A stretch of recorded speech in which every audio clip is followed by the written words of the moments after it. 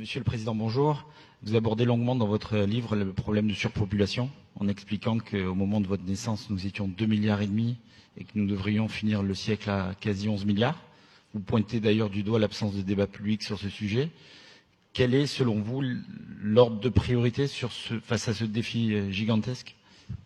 Écoutez, je suis né en 1955, j'ai 64 ans. Quand je suis né, c'était pas si longtemps quand même, il y avait 2,5 milliards d'habitants. 2,5 milliards d'habitants. Sur moins de la vie d'un homme, la population mondiale a été multipliée par 3. C'est incroyable. Dans 30 ans, nous serons 9 milliards. À la fin du siècle, nous serons 11 milliards. Mais c'est fait. C'est-à-dire, quoi que nous décidions, c'est fait. Donc, le choc n'est pas un choc climatique. Il y a un dérèglement climatique évident auquel il faut apporter une réponse. Mais le plus grand choc mondial, c'est le choc démographique. Des dérèglements climatiques, le monde en a connu, qui ont conduit pour certains à la disparition de 80% des espèces du vivant. Ce n'est pas pour ça qu'il ne faut rien faire. Au contraire, il faut faire.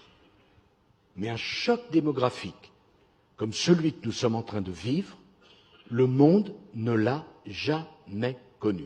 Jamais.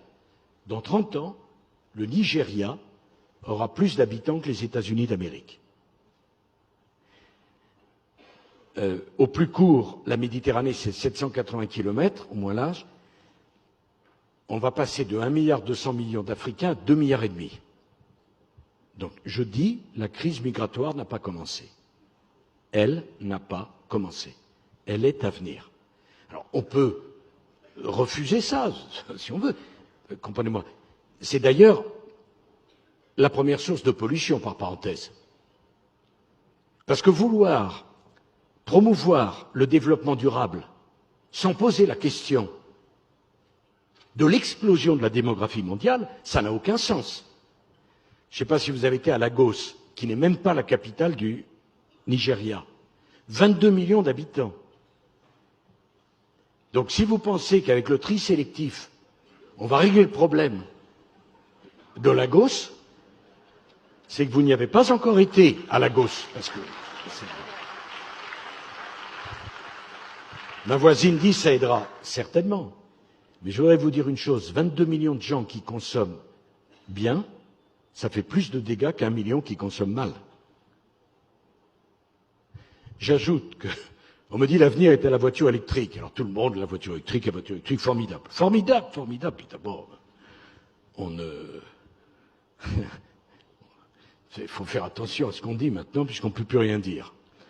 Donc, mais je pose quand même une question. La voiture électrique, elle consomme de l'électricité? Non. Bon. L'électricité, il faut la produire. Et donc on a l'Allemagne qui a fait rouvrir toutes ses mines de charbon pour produire de l'électricité. Il y avait un ministre de l'écologie, là, dont j'ai oublié le nom, qui dans la même journée a dit, avec l'autorité,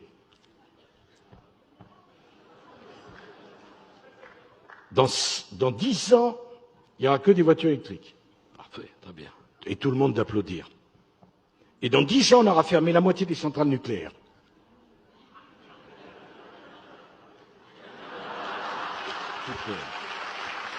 Parce que naturellement que les voitures électriques n'ont pas besoin d'électricité, c'est bien connu. Bon. Alors, le sujet démographique est un sujet, mais monumental, tectonique. Et savez-vous qu'il n'y a pas un organisme international qui suit l'évolution de la population mondiale? Il y a en matière d'agriculture une dizaine d'organisations internationales. Est-ce que vous ne pensez pas qu'il conviendrait de toute urgence de poser les bases d'une organisation mondiale qui suivrait l'évolution de la démographie mondiale?